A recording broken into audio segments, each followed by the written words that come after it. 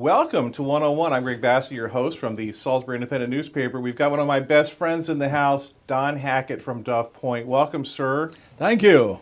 Now, the last time you were here, it was like around the holiday season a couple years ago, and I got so many kind notes from people who thanked me for having you on because they love to hear you talk about the things you do.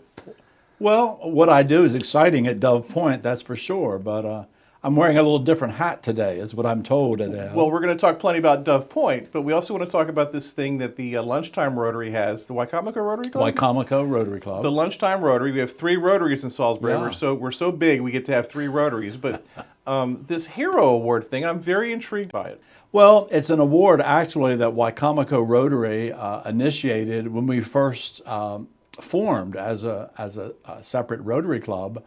And we've had a number of folks that have been recognized as the unsung hero in the past.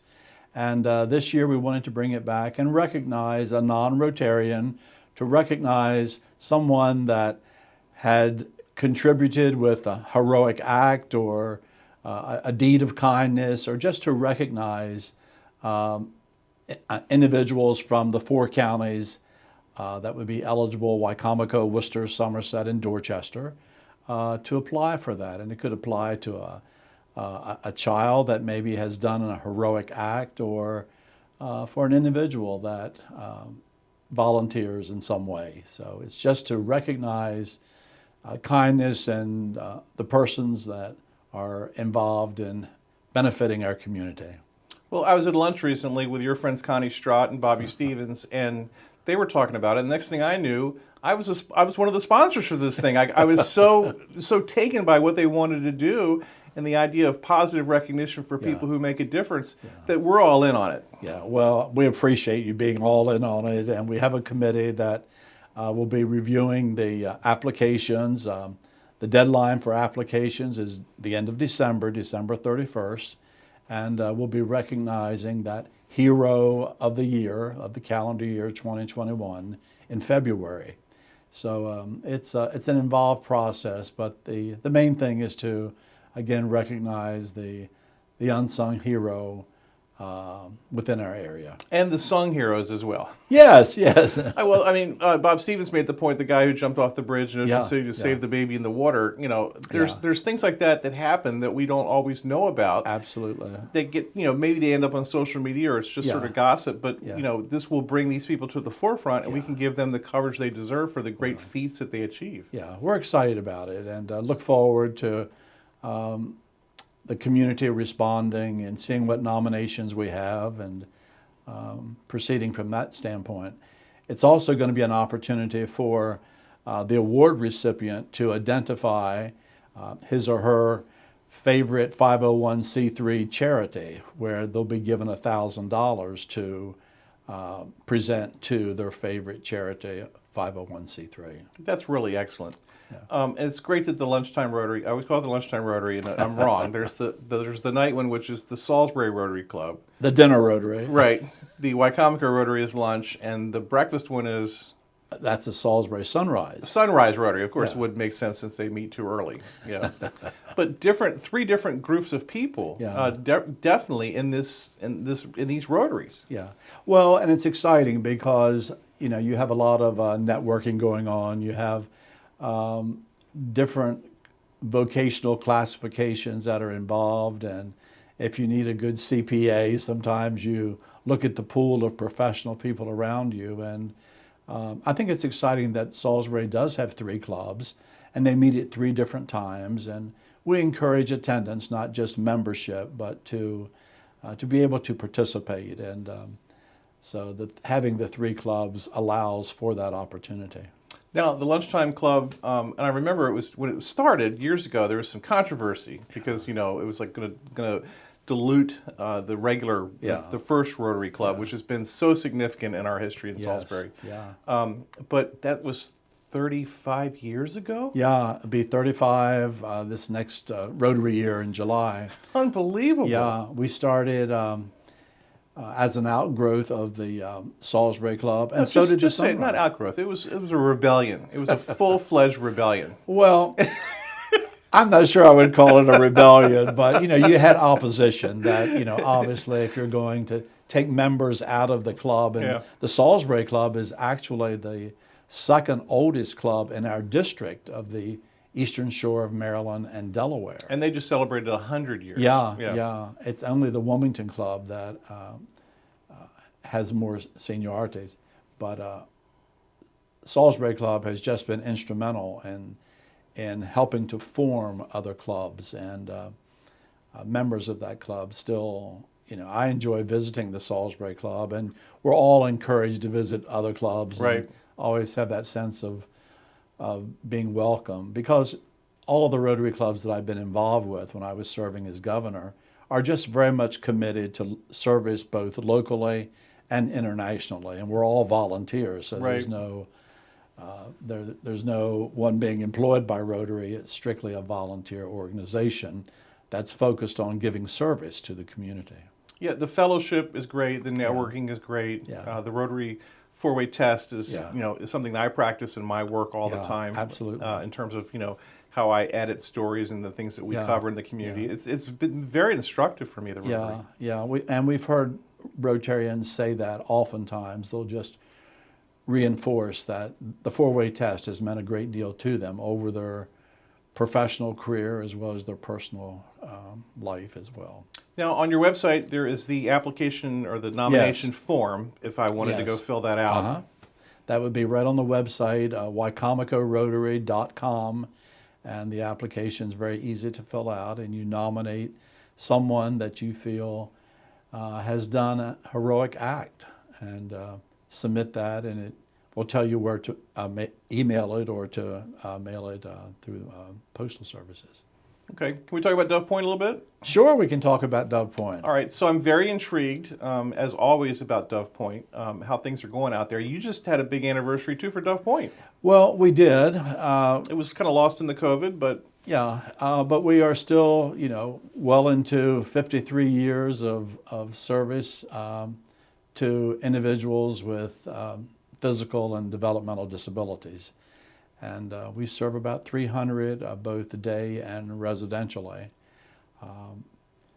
And I think for families that have that connection, and most importantly for the individuals, it gives them a sense of security, it gives them a sense of purpose and direction, and it's very much person-centered planning that is required, because there's such diversity within the organization, with those that are ready for employment opportunities in the community, to those that require more behavioral intervention, those that require supports that would enable them to have a meaningful day, and giving them something actively that engages them. Right. And that's always a challenge. It's exciting. It never grows old. Every day is a new challenge. And I'm just very thankful for the many people that contribute to Dove Point to make it a team operation. Well, there's so much real good that goes on there, and the opportunity that you give, and you've got a beautiful facility. Thank you. And the first thing I thought of with COVID, because you do bring groups in there to entertain and serve them, and with people not interacting that way. I mean, has COVID had a bad impact in terms of your being able to host events? Well, it certainly has had an impact as far as the ability to host events. We have to take every precaution for the safety of those that we support. Many of them do have medical complications. But in taking the precautions that we're all following, we've had 3 clinics at Dove Point for COVID, and just trying to follow through with giving the necessary supports. We've never closed the facility, even during the pandemic when it was first started. We closed for 2 weeks, and I thought, 2 weeks, that's a long time to be closed. Right. But it's altered our program. We've had what we've called a modified program, and it would maybe mean people would not come through the main entrance, that you would go directly to your room, so to speak, and in that room you would have the appropriate training that you would like to have. So we've obviously, it's been unprecedented in trying to operate, and the community has not been able to utilize Dove Point as much of a venue as it had, but that is still operating, that we still have the local high school had a fundraising activity this past weekend there, and but our folks that we serve were not present for that. Right. So, we're getting back on track, and certainly have to maintain a positive attitude that we are going to be back in a level of operation. We have continued with virtual supports when it's possible, but it will continue. Yeah, I think we've talked about this before, but I'm still so amazed and fascinated by how you had the vision, or you all had the vision to build that facility, the old service merchandise building, and make it into this jewel that's really serves the community. Yeah. And at the time, I was like, this is kind of over the top. This isn't really. How in the world are they going to fill this thing? And now you have multiple buildings, and you've got that jewel there. It's really like a community center. Well, it is, and it is community. It's a community venue that we want the community to feel comfortable, to have their wedding reception there, and to feel connected. And it's done in a very natural way, that Yeah. it's not forcing anyone to be engaged or to have involvement. But when you come to the front door, you may have someone helping to open the door for you that has some level of disability, or you may have someone that's hanging your coat that has a level of disability, and they feel involved, they feel connected, and it's that inclusiveness that we feel is so important. Right, and it's so important for people in the community who don't have a link to that. Yeah. To be exposed to people who have the disabilities, Yeah. and see, kind of get like a taste of what their lives are like. Oh, absolutely, and we're all more alike than different. We enjoy things. We all have a sense of humor. We can smile. We can laugh. We can participate at whatever level. I see your vans going everywhere. So you manage people who in their home settings, Yeah. and bring them into Duff Yeah. Point and other places, jobs and stuff like that. Yeah. How does that network work? Well, it's a very an expensive network, because we do have vehicles on the road every day, and we currently have 38 homes that are in operation, and we provide the supports for residents at the homes. And obviously there's medical appointments, there's other types of appointments, and many of them are involved in some level of employment in the community, whether it be part-time jobs or full-time jobs. Have always had such a wonderful relationship with Salisbury University, and my family member used to work there, and it was the highlight of his day to put on his Salisbury University hat and to go load the dishwasher in food services. And it meant a great deal to him, and it's that employment opportunity that we want to try to find for those that are capable of working at jobs. And that transportation support is just one example of having that job be a successful, meaningful placement. And that's a great story too. You had a family member that had a disability, and that really inspired your life and dictated what you ended up doing in terms of service. Yeah, absolutely. When you've grown up with that and lived with that and experienced some of the situations where they maybe were isolated or not able to participate, or it makes a lasting impression on you. And the inclusiveness is so important today. I remember our first group home that opened in '81, and we had to get permission for people with disabilities to live in that particular community.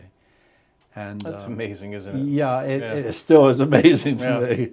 But we did that, and fortunately, we were an established organization, and people had questions and were certainly concerned about their safety and how it was going to be monitored and governed and so forth, and had good questions. But I had to get the permission of the neighborhood before I could open the first home. That's really incredible. I think people like you have made things so much better in terms of the understanding that we have now. Yeah. Well, it's so important to get the information out there, and we all have strengths, we all have abilities, and we also have limitations. And because I may walk a little differently or act a little differently, doesn't mean we don't have common concerns and issues.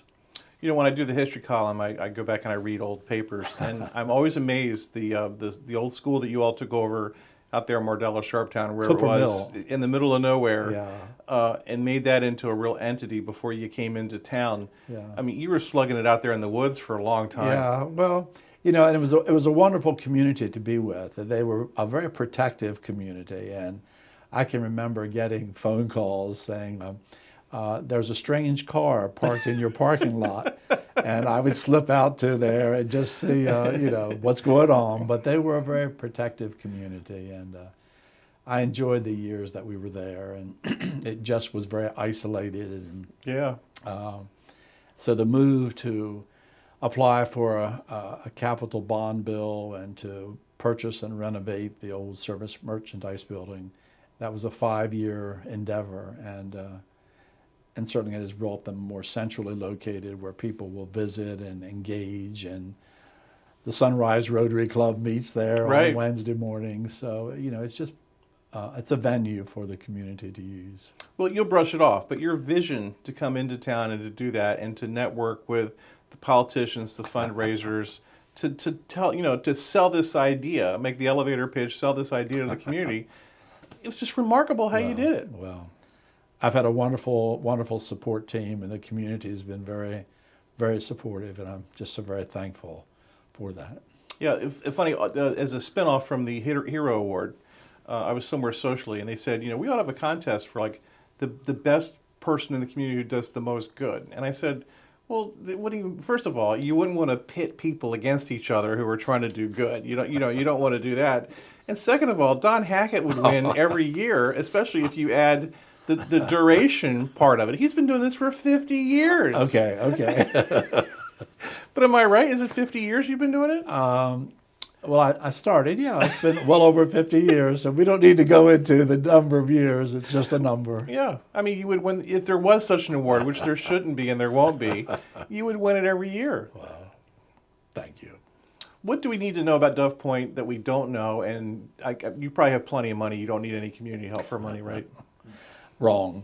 No, I think there's always going to be those needs that I still say a small nonprofit organization will encumber. Transportation is our second largest cost, from the standpoint of just ongoing needs. As needs change, as the acuity level of people that we serve changes. We're serving people now that are much more medically involved than what we did when we started the program back in '68. So adaptive equipment is so very important.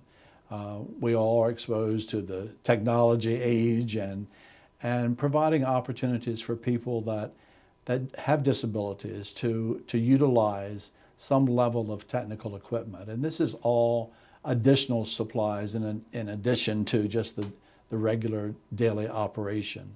So there are needs that we encumber, and we have a wonderful group called the Dove Point Foundation that will be sending out their letter as far as these are some of the needs that the organization has, and if anyone is interested, certainly in knowing more about Dove Point, they can contact Dove Point, contact me, and I'll be glad to bring them into that opportunity. Someone asked me this recently, and I didn't really know the answer, but Lower Shore Enterprises has a role and you have a role. Do those roles kind of cross over, or is it kind of a separate thing? Well, we're two separate corporations, Right. obviously, but we do serve people with both have populations that have disabilities. Oftentimes, if someone is higher functioning and has more vocational skills, and we're looking for a job and can't find a job for that individual, we may refer them to another organization. Lower Shore is one. There are others, other providers in the area that also do that. So it is working together. I don't view it as a sense of competition. I view that we each have our own mission, we each have our own role. And obviously with the Lower Shore, they do not have a residential program. Right. So many of our supports within the 150 some that we serve residentially, these are folks and families that are requesting that I need to have a residential component to the services that our loved one is looking for at this time. And needs do change, and people, I think it's great that they have the flexibility that they can look at other options, and we're very much a part of that. Are there parents, guardians out there who have special needs people in their families and they don't take advantage of your services, or does everyone kind of know to reach out to you and to make you involved in what that person's going through? Well, I think there are those that obviously do a lot of preparation. They look ahead to my son, my daughter is completing high school, or I'm getting older myself as a Right. parent, and I need to be looking at what options are out there. And we encourage that, to have them look at options, to have them identify what that individual wants at that stage of life. And we always go back to the individual. Unless someone has been declared incompetent, they have the right to certainly say, yeah, I like this, or no, it's just not suiting my needs. So I think it is important to do as much advanced preparation as possible. We have some that will relocate from other parts of the state because they've done that homework. And we just recently had a family that their son is completing his high school education, and they came and wanted to tour the program, wanted to see the residential programs, because the natural parents are both retiring, and they're doing the necessary preparation for their loved one. You see the federal and the state changing, not the rules, but sort of the thinking on how things should be managed. Holly Center is certainly a lot different than what it used to be. Sure. And there's always been talk that the federal government was going to change, parameters for these things. Mm-hmm. Is there some pressure from government to change what you do, or is it going okay? Well, I think there's always going to be the changes. There's always going to be different folks at an administration level, and from the standpoint of looking at the main mission of our services would be to certainly provide a level of potential independence, where you want that individual to develop his or her potential as much as possible.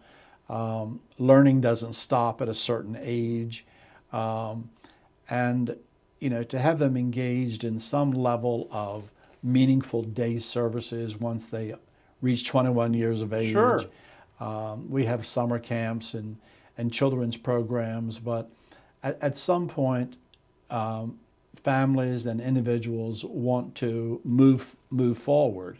And for many folks, it's a shock to parents that someone may say, hey, I want to have my own life, or I want to have my own home, or I want to be able to move forward with my life, just as many folks without disabilities choose to do. Right. So I think the basic concept of achieving greater independence, developing individual potential, and having it person-centered, that everyone's not going to enjoy working in food services like my family member did. We have other individuals that we just recently recognized one of the employers here in town in the textile industry. And it's exciting to see increased employment opportunities and increased inclusion for people with disabilities. So the mentality that we want to stay in certain fields has certainly greatly expanded, and that's exciting for individuals to make those choices, to work toward getting their license. And we had one individual, female, that was she was non-ambulatory, and she wanted to learn to fly an airplane. And of course, our response is not to say, oh no, you can't Right. do that. Our response is, what are some of the steps now we need to do in order for you to learn to accomplish that? So it's approaching it from a very positive standpoint, not approaching it from the standpoint of, oh, that's far beyond your ability level. Right. But Did that work out? no, she did not. Okay. But she was interested, and she went through the process, Right. or to enroll in some of the classes that are available, whether it be at Warwick or at Salisbury or UMES. They're very supportive to the type of operation that we have. I'm old school when it comes to news obituaries. They're news stories to me. So I don't, and when I put obituaries in the paper, you can't be survived by your dog and things like that. And yeah, I'm glad the guy was a great neighbor and a great friend, and that's really important. But I like to, like, what did you do with your life? Where did you work? You know, stuff like that. So I'm still wired that way. And occasionally I'll see an obituary for someone who is at Dove Point, and a lot of times they're not as old as some of the other people. Sure. And there's no real work experience, but there'll be a paragraph in there like they were at Dove Point every day and everyone loved them. They were just a great person. And I start to cry every time because there's a whole segment there of people who, see, now you're crying now, people who've achieved things in ways that are different than how we were taught to achieve things. And I'm so moved by that, that somebody would put in the obituary that they were a great friend at Dove Point. Oh, very, very much so. And, you know, those acts of kindness, those acts of just sharing the joy they have, that makes a lasting impression. And we send out a newsletter at the end of every year, and we often do it in memory of certain folks. And the last couple of years, you know, with COVID and so forth, we've made a point to identify those individuals that have made an impact on our life. They're touching people. Yeah, absolutely, absolutely. You know, and making things better, making a difference, inspiring. It's just, I love that I can put that in the paper and cover it somehow, you know. It is exciting. It's exciting. All right, so two things. First, the Rotary Hero. It's on the website if I want to nominate someone. Yes. No one can nominate me because I'm not a hero. I haven't done anything. But you said that now. but do not nominate. I'm Greg always Knight. looking for someone to rescue. So where is that? What is that website again? Website is wicomicorotary.com. And if people want to see what's going on at Dove Point, you've got a great website. Yes, well, certainly feel free to go on the Dove Point website or to stop by and visit. I mean, we, even during this time, we've had visitors to come in that want to see the program. We just had a recent group from Warwick to come out for officers training, especially for those that were involved in mental health issues. And so Dove Point is open on Mount Herman Road and would love to have anyone interested. Your fountain there is beautiful. It's a great place for a family portrait. It's just beautiful in there. Well, thank you. That was made possible through a wonderful couple that relocated from the Baltimore area for their son to live in one of our homes and to attend Dove Point. He's Don Hackett, pound for pound. He is the best, and we're thrilled that he was here with us again this year, this week, today. Don, thank you for being here. You're very welcome. I'm Greg Bassett from the Salisbury Independent Newspaper. Another edition of 101 right here on PAC 14.